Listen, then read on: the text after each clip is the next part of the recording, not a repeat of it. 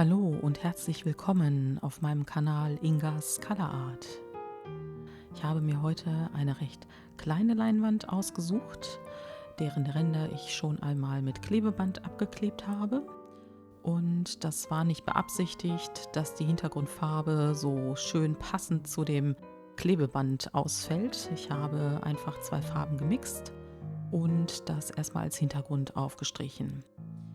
Dann werde ich heute ein bisschen experimentieren, ein bisschen für mich, weil ich vorhabe, noch eine größere Leinwand zu gestalten. Und das seht ihr heute ein bisschen. Also ich teile meine Leinwand mehrfach mit dem Klebeband ab.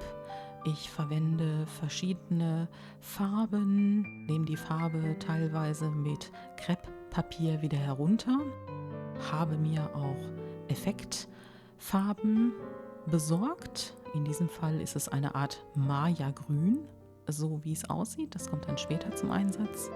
Und zwischendurch föhne ich die einzelnen Schichten immer an.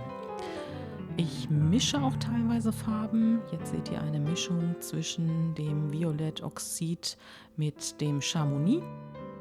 Und ich mache verschiedene Übungen. Ich kratze dort Dinge hinein, teilweise mit dem Spachtelmesser, teilweise nehme ich auch wieder Dinge ab. Und es ist einfach heute mal als Experiment gedacht.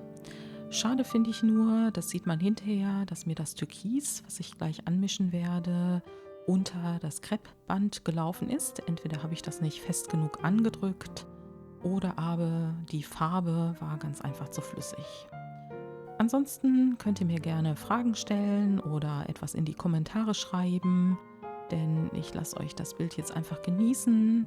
Und demnächst gibt es wieder ein Rakelbild. Falls ihr Rakelbilder haben wollt, schreibt mir auch das in die Kommentare. Ich freue mich jedenfalls von euch zu hören. Und dann wünsche ich euch jetzt viel Spaß mit dem Video.